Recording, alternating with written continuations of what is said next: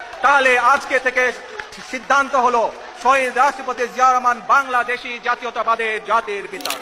বাংলাদেশে জাতির পিতা বলে কিছু থাকা যাবে না। আগে যারা ছিল তাদের জাতির পিতা ছিল শেখ মুজিবুর রহমান। আপনারা আসবেন, আপনারা এসে বলবেন জাতির পিতা জিয়াউর রহমান, এটা চলবে না। এই যে তারেক রহমান সাহেব এসেছে, ইংল্যান্ডে তার সাথে আমার দেখা হয়েছিল, অন্তত 30 থেকে 40 মিনিট ফেস টু ফেস তার সাথে আমি কথা বলেছি। আমি তার সাথে কথাই শুরু করেছিলাম এটা দিয়ে যে আজকে আমি এখানে আসার আগ পর্যন্ত যতজন আপনার কাছে এসেছে এরা দুনিয়াবি স্বার্থ নিয়ে আসবে, আর আমি আজকে এখান থেকে চলে যাওয়ার পরও হাজারো মানুষ আপনার সাথে দেখা করতে আসবে, দুনিয়ার স্বার্থে আসবে। কারো একটা সিট দরকার, কারো একটা আসন দরকার, কারো একটা পদ দরকার, কত কি দরকার। কিন্তু আমি আব্দুল্লাহ বিন আব্দুর রাজ্জাক এসেছি 4টা কথা বলবো বাংলাদেশের স্বার্থে। যদি করতে পারেন বাংলাদেশের উপকার হবে। এবং এই যে চারটা কথা আমি ওনাকে বলেছিলাম, ওইটার পক্ষেই আমরা ন্যারেটিভ তৈরি করার চেষ্টা করি, যেটাই বাংলাদেশ। ওনাকে বলেছিলাম 1 নাম্বার, মুসলমানেরা যে 190 বছর ব্রিটিশ বিরোধী সংগ্রাম করলে আর স্বীকৃতি কোথায়? 1797 সালের 23শে জুন থেকে 1947-এর 14 বা 15 আগস্ট পর্যন্ত 190 বছর ভারতের মুসলমানেরা ঠিকই, ভারতের হিন্দু এবং মুসলমানেরা সবাই যে ব্রিটিশ বিরোধী আন্দোলন করেছে তার স্বীকৃতি আছে। পাকিস্তানের মুসলমানেরা যে ব্রিটিশ বিরোধী আন্দোলন করেছে তার স্বীকৃতি আছে। তো বাংলাদেশের মুসলমানেরা কি করেনি? তিতুমির কে তাহলে? হাজি শরীয়তুল্লাহ কে তাহলে? এখানে যে ব্রিটিশ বিরোধী 1857-তে যে হাজার হাজার মুসলমান জীবন দিল, তাদের স্বীকৃতি কই? অতএব 1947-এর রাষ্ট্রীয় স্বীকৃতি দিতেই হবে। 1947 নাই মানে এই দেশে মুসলমানদের 190 বছরের ব্রিটিশ বিরোধী আন্দোলনের কোনো স্বীকৃতি নাই। বাংলাদেশ 1971-এ শুরু হয়নি, ওটা ডাহা মিথ্যা কথা। 71 বাংলাদেশের একটা পার্ট, কিন্তু বাংলাদেশের শুরু অনেক আগে। ওর ধারাবাহিকতায় আপনাকে আসতে হবে, তার একটা পার্ট 47। এটা একটা ওনাকে বলেছি। আর একটা ওনাকে বলেছি বাঙালি জাতীয়তাবাদের নামে বাংলাদেশে হিন্দুয়ানি জাতীয়তাবাদ, হিন্দুত্ববাদী জাতীয়তাবাদ এবং হিন্দুয়ানি কৃষ্টি কালচার কলকাতার দাদাবাবুদের বাঙালি জাতীয়তাবাদের নামে ঢুকানো হয়। এই বাঙালি জাতীয়তাবাদের নামে হিন্দুত্ববাদী কৃষ্টি কালচারের মূলোৎপাটন করতে হবে। বাংলাদেশের নিজের সংস্কৃতি কৃষ্টি কালচার প্রমোট করতে হবে, যেটা ওসমান হাদি বলেছে যে কালচারাল ফ্যাসিজমের বিরুদ্ধে আমাদেরকে লড়াই করতে হবে, যে কারণে সে নিজের তাকে জীবনও দিয়ে দিতে হলো। 3 নাম্বার বলেছি, আপনি এতটুকু করতে পারেন, এই পুরো বাংলাদেশ তৈরিতে যাদের অবদান আছে তাদের সবাইকে সমান একটা মর্যাদার জায়গায় দিতে পারেন। ফাউন্ডার ফাদার্স এরকম একটা মর্যাদার জায়গায় দিতে পারেন, যেখানে শেরে বাংলা একে ফজল হকও থাকবে, হোসেন শহীদ সোহরাওয়ার্দীও থাকবে। এই অঞ্চলের মুসলমানদের যে ধারাবাহিক আন্দোলনের স্বীকৃতি আছে সেটার স্বীকৃতি থাকবে। 4 নাম্বার বলেছি, অত্র অঞ্চলে ভারতীয় আধিপত্যের যে হেজিমনি, কালচারাল হেজিমনি, তার যতগুলো চিহ্ন আছে তার মধ্যে একটা বড় চিহ্ন হচ্ছে রবীন্দ্রনাথ ঠাকুরের শিরকি জাতীয় সঙ্গীত। এই জাতীয় সঙ্গীত বাদ দিয়ে দিতে হবে। তো আমরা দাওয়াত দেই, আমরা কথা বলি, দুনিয়াবি কোনো স্বার্থ নয়। আলহামদুলিল্লাহ, আলহামদুলিল্লাহ, দুনিয়াবি কোনো স্বার্থ নয়। এবং বিশ্বাস করি যে বাংলাদেশে একদিন পূর্ণাঙ্গ বিপ্লব করা সম্ভব। আমি পূর্ণাঙ্গ বিপ্লবের স্বপ্ন দেখি চীন মৈত্রী সম্মেলনে, যেখানে বাংলাদেশের সকল রাজনৈতিক দলের নেতারা ছিল। ওখানে আমার 7 মিনিটের বক্তব্য শুনে দেখিও আমি পূর্ণাঙ্গ বিপ্লবের ডাক দিয়েছি। তাতে 30 বছর লাগুক, 50 বছর লাগুক, কিন্তু বাংলাদেশে সম্ভব। কেন সম্ভব? যদি সম্ভব না হতো আমি বলতাম না। বাংলাদেশে কয়েকটা কারণে সম্ভব। বাংলাদেশের 90% মানুষের ভাষা বাংলা, বাংলাদেশের 90% মানুষের ধর্ম ইসলাম। যদি এরকম হতো চিটাগাংয়ের ভাষা হিন্দি, রাজশাহীর ভাষা বাংলা, ঠাকুরগাঁয়ের ভাষা পাঞ্জাবি, আর সিলেটের ভাষা হচ্ছে কি বলে ওর নাম, আর একটা ভাষা ধরলাম গুজরাতি অথবা ধরলাম বিহারি, তাহলে আমি বলতাম না বাংলাদেশে বিপ্লব সম্ভব না। আবার যদি দেখতাম না এখানে অর্ধেক পাঠান বাস করে, অর্ধেক পাঞ্জাবি বাস করে, অর্ধেক উমুক বাস করে না, তাহলে আমি বলতাম এখানে বিপ্লব সম্ভব নয়। আবার যদি দেখতাম এখানে 50% মানুষ হিন্দু, 50% মানুষ এখানে খ্রিস্টান, বিপ্লব সম্ভব নয়। বাংলাদেশে যে কোনো একটা আদর্শের উপর বিপ্লব খুবই সম্ভব, কেননা এখানে 90% মানুষের ভাষা বাংলা, বলে বাংলা, লেখে বাংলা, সংস্কৃতি বাংলা। আবার 90% মানুষই ইসলামে বিশ্বাস করে। মিথ্যা, ধোঁকা, দুর্নীতি, গোলামির চিহ্ন। মুসলমানদের ওপর গণতান্ত্রিক সিস্টেম এবং সুদ, এই দুইটা চাপিয়ে দেওয়া আছে গোলাম তৈরি করার জন্য। গোলাম তৈরির কারখানা কিভাবে তৈরি হবে? গণতান্ত্রিক রাজনীতির কৃষ্টি কালচার এত নিকৃষ্ট, এক দলের সাথে আর এক দলের জোটের আসন ভাগাভাগি তো বহু পরে। এক আসনের একই দলের 5 জন মনোনয়ন প্রার্থী যদি লবিং না করে, যদি লিয়াজু না করে, যদি টাকা পয়সার লেনদেন না করে, যদি মিথ্যা বলে আর একজনকে নিচে তার দুর্নাম করে নিচে নামাতে না পারে, যদি ধোঁকাবাজির অভিনয়ের গেম না খেলে, ও জীবনে কোনোদিন মনোনয়ন নিয়ে আসতে পারবে না। তাহলে মনোনয়ন নিয়ে আসার জন্য প্রত্যেক যেই রাস্তার মধ্যে দিয়ে ওই যাচ্ছে, ওই রাস্তাটা হচ্ছে ধোঁকা, দুর্নীতি, 2 নম্বরই রাস্তা। প্রতি মুহূর্তে নিজের আত্মমর্যাদা বিক্রি করে ওই রাস্তায় চলতেছে। তাহলে এই রাস্তায় গিয়ে যদি 300 জন এমপিও নির্বাচিত হয়ে আসে এবং আপনাদের দৃষ্টিতে এই 300 জন নেতা হিসেবে গণ্য হয়, আল্লাহর কসম করে বলছি, আল্লাহর দৃষ্টিতে এই 300 জন গোলাম। কেননা যে কালচারের মধ্যে দিয়ে উঠে এসেছে, এটা গোলাম তৈরির কারখানা। ওকে যে এই কালচারের মধ্যে দিয়ে উঠে এসেছে, ওকে টাকা দিয়ে ভারতও কিনে নিতে পারবে, ওকে টাকা দিয়ে আমেরিকাও কিনে নিতে পারবে। আর যখনই সত্যবাদী ন্যায় পরায়ণ হবে, লবিং লিয়াজু নয়, জ্ঞান অর্জন করেছে, জ্ঞানকে বিক্রি করবে না, শতভাগ সত্য বলবে, শতভাগ ন্যায় প্রতিষ্ঠা করবে, এরকম একটা নেতাও যদি বের হয়ে আসে, তাহলে ওকে ওই যে ওসমান হাদির মতো গুলি করে উড়িয়ে দিবে। এই নেতাকে ভয় পায়, পৃথিবী ভয় পায়, দুনিয়া ভয় পায়। তবে ওই নেতা হওয়া যাবে, 2টা শর্ত দিয়েছি। জ্ঞান অর্জন করতে হবে প্রচুর, এবং এই জ্ঞানকে বিক্রি করা যাবে না, শতভাগ আমানতদার, শতভাগ ন্যায়পরায়ণ হতে হবে। ন্যায় প্রতিষ্ঠা করাই 80% ইসলাম প্রতিষ্ঠা করা। ন্যায় প্রতিষ্ঠা করাই 80% ইসলাম প্রতিষ্ঠা করা। সালাতও ইসলাম, হজও ইসলাম, পর্দাও ইসলাম, অবশ্যই জরুরি। কিন্তু কল্পনা করেন এই জাদুরানির সব মানুষ সালাত আদায় করে, সব মানুষ, সব মহিলা মানুষ বোরখা পরে, কিন্তু এই জাদুরানির ওই নামাজি, ওই আল্লাহওয়ালা, ওই হাজি, ওই ওমরাকারী ব্যক্তিটা তার ওই পর্দাশীলা বোনকে বাপের সম্পত্তিতে ন্যায়ের সাথে ভাগ দেয়নি, তো কিসের হাজি? ও তো মুনাফিক। ন্যায়ের মানদণ্ডে যে টিকবে না, সে প্রকৃত মুমিন নয়, সে মুনাফিক। বাহ্যিক ইসলাম দিয়ে সে ধোকা দিচ্ছে, আল্লাহকে ধোকা দিতে চাচ্ছে, মানুষকে ধোকা দিতে চাচ্ছে, নিজেকে ধোকা দিচ্ছে। প্রকৃত ঈমান কোনটা? লা ঈমান আলিমান লা আমানাত লাহু। যে কালবে একবার ঈমান ঢুকে গেছে, আল্লাহর বিশ্বাস ঢুকে গেছে, ওই কালবে ধোকা ঢুকতে পারে না, ওই কালবে আমানতের খেয়ানত ঢুকতে পারে না।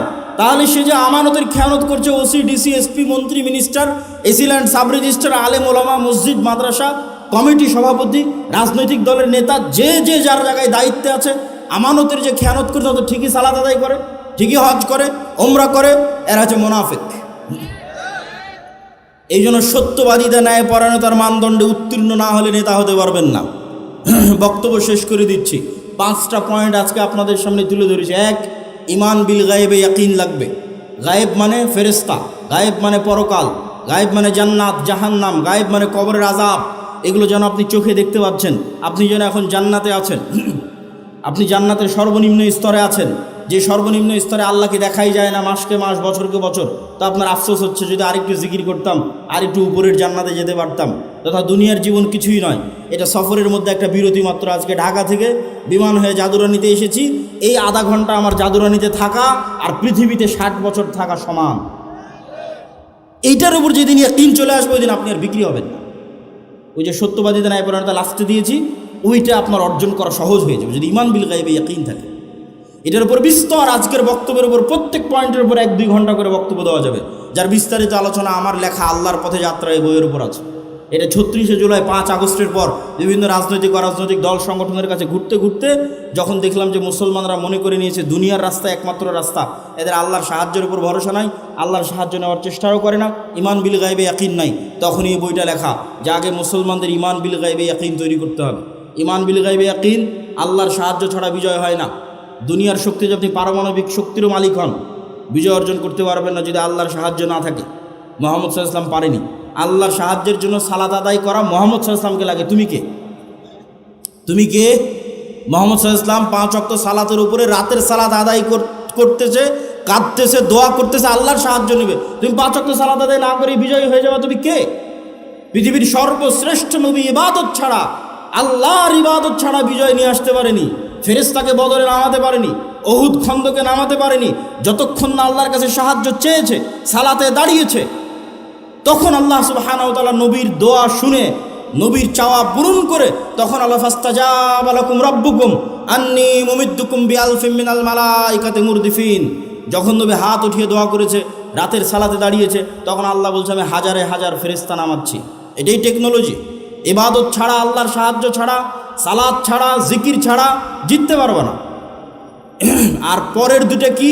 সত্যবাদিতা এবং জ্ঞান। ধরো 500 যুবক, আজকে জাদুরানি থেকেও যদি 500 যুবক বের হয় যে না আমি ইসলাম প্রতিষ্ঠা করতে চাই, বাংলাদেশকে স্বাধীন করতে চাই, বাংলাদেশ শুধু বা ইসলাম নয় সারা বিশ্বে ইসলাম প্রতিষ্ঠা করতে, শুধু বাংলাদেশে নয়, তাহলে সর্বোচ্চ জ্ঞান অর্জন করতে হবে।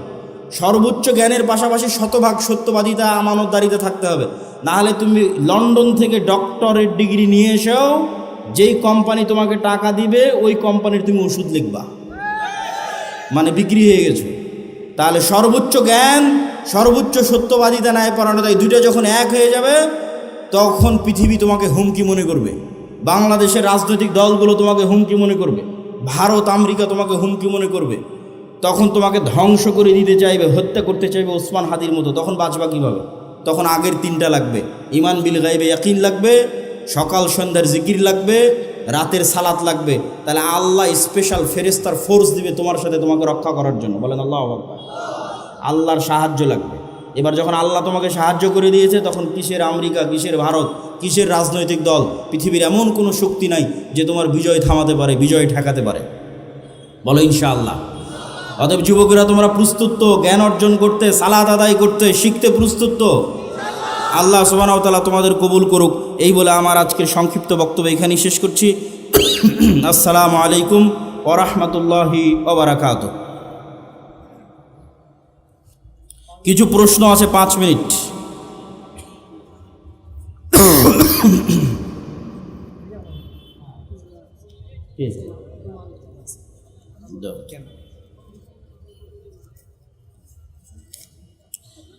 আসসালামু আলাইকুম শায়েখ, আপনি ইদানিং বিভিন্ন জায়গায় রাজনীতি নিয়ে বক্তব্য দিচ্ছেন, যা নিয়ে অনেকে সমালোচনা করছে, এই বিষয়ে কিছু বলবেন। যতগুলো প্রশ্ন আসছে তার মধ্যে এটা অনেক গুরুত্বপূর্ণ একটা প্রশ্ন। এটা নিয়ে 2 মিনিট বলে আমাদের যেহেতু সালাতের প্রস্তুতি নিতে হবে, বক্তব্য শেষ করি। আসলে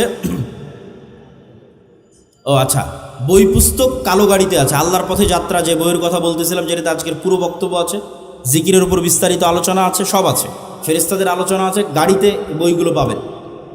তো আসলে রাজনীতি, নবীরাও যখন আল্লাহ সুবহানাহু ওয়া তাআলা দাওয়াত দিতে বলেছেন, তখন মুসা আলাইহিস সালামকে বলেননি যে মুসা তুমি ওই জাদুরানিতে গিয়ে বা মিশরের উমুক এলাকায় গিয়ে দাওয়াত দাও। ডাইরেক্ট ইজহাব ইলা ফিরাউন, ক্ষমতার মসনদে আঘাত। মুসা আলাইহিস সালামকে দাওয়াত দিতে কোথায় পাঠালো?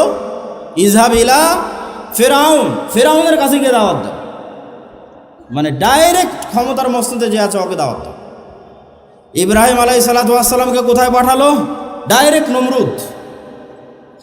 তো নবীরা যারা পৃথিবীতে এসেছেন তারা জয়লাভ করুক অথবা না করুক, তাদের দাওয়াতের যে মানহাজ ছিল, এই দাওয়াতের মানহাজের একটা পার্ট অবশ্যই যারা সমাজের দায়িত্ব পালন করতেছে, যারা রাষ্ট্র এবং দেশ চালাচ্ছে, তাদের কাছে আপনাকে দাওয়াত দিতেই হবে। এটা নবীদের রাজনীতি। এবং এই দাওয়াতটা যদি নিঃস্বার্থ হয়, ওই যে লবিং, লিয়াজু, ঠিক আছে, আমার দুনিয়াবি কোনো স্বার্থ, আমাকে এটা দেন, আমাকে এটা দেন, এরকম দুনিয়াবি স্বার্থে যদি দাওয়াত হয়, ওই দাওয়াতে কোনোদিন বিপ্লব তৈরি হবে না। ওই দাওয়াতে কোনোদিন কি তৈরি হবে না? বিপ্লব তৈরি হবে না। আজকে যেহেতু প্রশ্ন করেছে এই জন্য বলেই দিচ্ছি, ফলত এখানে আলাদা কোনো বিভেদ নাই। এখানে 20% মানুষও যদি তৈরি হয় যারা ইমান বিল গায়বে ইয়াকিন রাখবে, আজকের যে কথা বলেছি, আজকের যে থিওরি দিয়েছি, এবং সামনে এটার উপর আরও অনেক কাজ এবং গবেষণা এবং লিখিত দ্বিতীয় আর একটা বই আসবে আল্লাহর পথে যাত্রার উপর, আমি ওই পূর্ণাঙ্গ বিপ্লবে বিশ্বাস করি। কারো কাছে কোনো এক রাজনৈতিক দলের কাছে বিক্রি হয়ে গেলাম রাজনীতির কথা বলতে গিয়ে, আলহামদুলিল্লাহ আব্দুর রাজ্জাক বিন ইউসুফের ছেলে ওই জন্য ইনশাআল্লাহ জন্ম হয়নি। আব্দুর রাজ্জাক বিন ইউসুফ ওই বক্তাও নয়, বড় থেকে বড় নেতার ঘরে যখন প্রবেশ করেছে ছবি মূর্তি থেকেছে, যত বড় মন্ত্রী হোক, যত বড় মিনিস্টার হোক, আব্দুর রাজ্জাক বিন ইউসুফ দাঁড়িয়ে বলে যে ছবি মূর্তি সরাতে হবে, না হলে ঢুকবে না। অথচ বহু বক্তা ওই ঘরেই বসে আছে। মানে দুনিয়ার স্বার্থের কাছে বিক্রি হওয়া বক্তা আব্দুর রাজ্জাক বিন ইউসুফ নয়। তো আমিও যদি কোনোদিন মনে করি দুনিয়ার স্বার্থের কাছে বিক্রি হয়ে যাচ্ছি, তো বক্তব্য দেওয়াই বন্ধ করে দেবো, দাওয়াত দেওয়াই বন্ধ করে দেবো। কিন্তু আব্দুর রাজ্জাক বিন ইউসুফ যে আমানতের, ন্যায়পরায়ণতার এবং যে বিশ্বাসের একটা মানদণ্ড নির্ধারণ করে গেছে, ওইটার সাথে ইনশাল্লাহ খেয়ানত করব না। আল্লাহ যদি আমাকে কবুল করে, তো আমাকে দিয়ে বাংলাদেশে পূর্ণাঙ্গ বিপ্লবের যদি আল্লাহ সুবহানাহু ওয়া তাআলা কবুল করে, করুক। আর আল্লাহ সুবহানাহু ওয়া তাআলা যদি কবুল না করে, তো আমার জায়গা থেকে এই দাওয়াতের মধ্যেই সীমাবদ্ধ। আগামী 50 বছর পর বাংলাদেশে এরকম যুবক তৈরি হবে যারা ইসলামী বিপ্লব, পূর্ণাঙ্গ ইসলামী বিপ্লব করবেই করবে, আজ না হলে ঈসা আলাইহিস সালামের যুগে হবে। কিন্তু আমরা বিক্রি হওয়ার মধ্যে নই ইনশাআল্লাহ। আর ওইভাবে আমাদেরকে আমার মা এবং বাবা বড়ও করেনি, আলহামদুলিল্লাহ। দুনিয়ার কারো কাছে কোনো কিছুর জন্য মুখাপেক্ষী নয়, আলহামদুলিল্লাহ। আল্লাহ সুবহানাহু ওয়া তাআলা যেন এইটার উপর ঈমান পর্যন্ত, মৃত্যু পর্যন্ত থাকার তৌফিক দান করে, আল্লাহুম্মা আমিন। আসসালামু আলাইকুম ওয়া রাহমাতুল্লাহি ওয়া বারাকাতুহু। কেউ সালাত আদায় না করে যাবেন না, জাযাকাল্লাহ খায়ের। লিনুরিয়াহু মিন আয়াতিনা, মুহাম্মদ সাল্লাল্লাহু আলাইহি ওয়াসাল্লামকে মেরাজের সফর করানো হয়েছে আল্লাহর নিদর্শন দেখানোর জন্য। যে জান্নাতের কথা শুনতা, ওই জান্নাত চোখে দেখো। যে জাহান্নামের কথা শুনতা, ওই জাহান্নাম চোখে দেখো। তাহলে আমরা ঈমানের যে 6টা অধ্যায় পড়ি, এই 6টার ওপর যেই দিন আমাদের বিশ্বাস ইয়াকিনের পর্যায়ে চলে যাবে, যেন আমরা দেখতে পাচ্ছি, ওই দিন আমাদের মুক্তির রাস্তা শুরু। তার মধ্যে যেই উদাহরণ দিয়ে আলোচনা শুরু করেছি, ফেরেশতাদের অস্তিত্ব, যে আপনার এখানে উপস্থিতির চেয়ে বেশি সত্য যে এখানে ফেরেশতারা আছে, আমার উপস্থিতির চেয়ে বেশি সত্য যে এখানে ফেরেশতারা আছে। এই পর্যায়ের যেই দিন ইয়াকিন অর্জন হবে, যেন আপনি ফেরেশতাদের দেখতে পাচ্ছেন, যেন আপনি জান্নাত জাহান্নাম দেখতে পাচ্ছেন, যেন আপনি বিশ্বাস করে নিয়েছেন যে আপনি মারা গেছেন, সেই দিন আর মুসলমানেরা বস্তুবাদী থাকবে না। মুসলমানদের পিছিয়ে থাকার সবচেয়ে বড় কারণ হচ্ছে মুসলমানেরা বস্তুবাদী। দুনিয়াকে সামনে রেখে সিদ্ধান্ত নেয়, পরকালকে সামনে রেখে সিদ্ধান্ত নেয় না। পরকালকে সামনে রেখে সিদ্ধান্ত না নেওয়ার কারণেই ন্যায়পরায়ণতা, আমানতদারিতায় ঘাটতি তৈরি হয়, যেটা আমাদের বক্তব্যের 4 নম্বর পয়েন্টে আছে।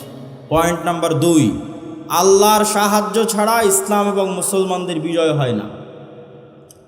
রাসূলুল্লাহ সাল্লাল্লাহু আলাইহি ওয়াসাল্লাম সর্বশেষ এবং সর্বশ্রেষ্ঠ নবী হওয়ার পরেও, সর্বশ্রেষ্ঠ রাসূল হওয়ার পরেও তিনি একটা যুদ্ধেও ততক্ষণ বিজয় লাভ করতে পারেননি যতক্ষণ কার সাহায্য না পেয়েছেন? আল্লাহর সাহায্য। দলিল, বদরের যুদ্ধের দিন রাসূলুল্লাহ সাল্লাল্লাহু আলাইহি ওয়াসাল্লাম বদরের যুদ্ধের আগের রাতে লম্বা সালাত আদায় করছেন। বদরের যুদ্ধের দিন তাঁবুতে খিমায় হাত উঠিয়ে দোয়া করতে করতে করতে করতে এত উঁচুতে হাত উঠিয়েছেন যে তার গায়ের চাদর খুলে পড়ে গেছে। যে চাদর গায়ে ছিল সেটা খুলে নিচে পড়ে গেছে। তার লম্বা সালাত এবং লম্বা দোয়া দেখে আবু বকর রাদিয়াল্লাহু তাআলা আনহু ক্লান্ত হয়ে গেছেন। যে কাফাকা মুনাশাদাতাকা রব্বাক, আপনি নবী হয়ে আপনি যত সালাত আদায় করছেন, আল্লাহর কাছে যত দোয়া করছেন, তো অনেক। নবীরও এত সালাত, এত দোয়ার প্রয়োজন হয়? সম্মানিত উপস্থিতি, তাহলে মুহাম্মদ সাল্লাল্লাহু আলাইহি ওয়াসাল্লাম আমার এবং আপনার চেয়ে ভালো জানেন, আমার এবং আপনার চেয়ে ভালো বুঝেন যে তিনি বদরের যুদ্ধে কার সাহায্য ছাড়া জিততে পারবেন না? আল্লাহর সাহায্য ছাড়া। আবার ঠিক তিনি এটা আমার এবং আপনার চেয়ে ভালো বুঝেন যে আল্লাহর সাহায্য আসমান থেকে এমনি এমনি নামে না।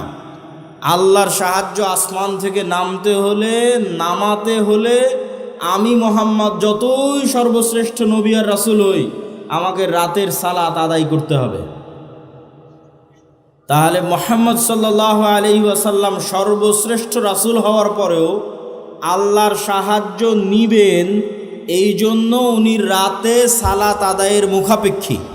আর আমরা মুসলমানেরা, জাদুরানির মুসলমানেরা, ঠাকুরগাঁওয়ের মুসলমানেরা ইসলাম কায়েম করে ফেলে দিব 5 ওয়াক্ত সালাত আদায় না করেই। তাকবীর দিয়ে, মিছিল মিটিং দিয়ে, আর সম্মেলন দিয়ে? জি না। নবীরা যেই রাস্তায় গেছে ওটাই রাস্তা, নবীদের রাস্তায় রাস্তা, ওটা গায়েবে নির্ধারিত রোড ম্যাপ। সালাত পৃথিবীর সর্বশ্রেষ্ঠ টেকনোলজি, যা আসমান থেকে আল্লাহর সাহায্য পৃথিবীতে নেমে আনতে পারে, টেনে নিচে নামিয়ে আনতে পারে। টেকনোলজি বললাম বুঝার সুবিধার্থে, এবং টেকনোলজি বলে একটা উদাহরণও দিই যাতে আপনার বুঝতে সুবিধা হয়। এই যে মোবাইল, এই মোবাইল লক হয়ে আছে, এটা আনলক হবে, এখানে একটা পাসওয়ার্ড দেওয়া আছে, ওই পাসওয়ার্ড বসালে, অথবা ফিঙ্গারপ্রিন্ট দেওয়া আছে, ফিঙ্গারপ্রিন্টের সাথে মিললে, অথবা ফেস ভেরিফিকেশন যদি করানো থাকে, ডানে বামে আমার চেহারা যদি চিনে থাকে, তাহলে ফেস ভেরিফিকেশন দিয়ে মোবাইল খুলবে। এখন মনে করেন আমরা একটা বিশাল বন্ধ দরজার সামনে দাঁড়িয়ে আছি, দরজা বন্ধ, দরজাটা এত অত্যাধুনিক প্রযুক্তির লক সিস্টেমে লক করা আছে, এত কঠিন এবং শক্ত পাসওয়ার্ড দেওয়া আছে যে তিনটে জিনিস না হলে দরজাটা খুলবে না। দরজার পাসওয়ার্ডই এই তিনটে জিনিসের সমন্বিত রূপ। এক, ওই দরজার সামনে নির্ধারিত সময়ে এসে দাঁড়াতে হবে, এমনি এক সময় এসে পাসওয়ার্ড চাপ দিলাম হবে না, নির্ধারিত যে টাইম ফ্রেম দেওয়া আছে ওই টাইম ফ্রেমে ওই দরজার সামনে আসতে হবে। আসলাম, এসে ওই দরজাতে যেই পিকচার, যেই ছবি, যেই চিত্র ইনস্টল করা আছে, আমাকেও হুবহু ওই চিত্র, ওই ছবি ধারণ করতে হবে। তাহলে একটা নির্ধারিত টাইমে উপস্থিত হলাম, নির্ধারিত চিত্র, ওই যে আমার ফেস ভেরিফিকেশন, ফিঙ্গারপ্রিন্ট, ওই নির্ধারিত চিত্রটা সেখানে আমি দিলাম। সেম টাইমে আমার মুখ থেকে একটা সেম সাউন্ড বের হতে হবে, যেই সাউন্ড ওই দরজা বুঝে যে এই সাউন্ড যদি এই চিত্রের সাথে কানেক্ট হয় আর টাইম যদি কানেক্ট হয়, তাহলে কি উদাহরণ বুঝেন? নির্ধারিত সময়ে দরজার সামনে উপস্থিত হয়েছে, উপস্থিত হয়ে এইভাবে দাঁড়াচ্ছে, এই চিত্রটা আছে ওখানে দেওয়া। তারপরে রুকুতে গেলাম, রুকুর চিত্রটা ওখানে দেওয়া আছে, ইনস্টল করা আছে আগে থেকে। সিজদায় গেলাম, সিজদার পিকচারটা আগে থেকে ওখানে দেওয়া আছে। ও আচ্ছা, এর সিজদার পিকচার ওই দেওয়া পিকচারের সাথে মিলতেছে। এবার সাউন্ড মিলতেছে কিনা দেখো। হ্যাঁ, সাউন্ডে কি উচ্চারণ করতেছে? সুবহান রাব্বিয়াল আলা, সুবহান রাব্বিয়াল আজিম। যখন দাঁড়িয়েছিল তখন কি উচ্চারণ করতেছে? আলহামদুলিল্লাহি রাব্বিল আলামিন। তাহলে নির্ধারিত সময়ে এসেছে, নির্ধারিত পিকচার গেছে, নির্ধারিত সাউন্ড গেছে, পাসওয়ার্ড মিলে গেছে, দরজা খুলে গেছে। বলেন আল্লাহু আকবার। সালাত এর চাইতে উন্নত প্রযুক্তি। আমি বুঝানোর সুবিধার্থে বললাম, পৃথিবীতে কেউ আল্লাহ সুবহানাহু ওয়া তাআলার সাহায্য পেতে চায়, তাহলে তার জন্য সর্বশ্রেষ্ঠ মাধ্যম কি বলেন তো? সালাত। রাসূল সাল্লাল্লাহু আলাইহি ওয়াসাল্লামের জীবন পরিপূর্ণ হয়ে আছে, নবীদের জীবন পরিপূর্ণ হয়ে আছে বিপদে উদ্ধার হওয়ার জন্য সালাত। সূর্যগ্রহণের সালাত, চন্দ্রগ্রহণের সালাত, বৃষ্টি হয় না সালাত, মৃত ব্যক্তি মারা গেছে তার জন্য সালাত, যুদ্ধের মাঠেও সালাত। যুদ্ধের মাঠে দুনিয়ার যুক্তিতে তো সবাই মিলে যুদ্ধ করলে ভালো হয়, তো আল্লাহ নবী বলছে না, অর্ধেক যুদ্ধ করো, সালাতের সময় হয়ে গেছে, বাকি অর্ধেক সালাত আদায় করো। কেননা এই যুদ্ধে কার সাহায্য ছাড়া জিততে পারবে না? আর আল্লাহর সাহায্য কোন টেকনোলজির মাধ্যমে পৃথিবীতে নেমে আসে? সালাত দিয়ে। অতএব মুসলমানেরা, তোমাদের বিজয় সম্ভব নয়।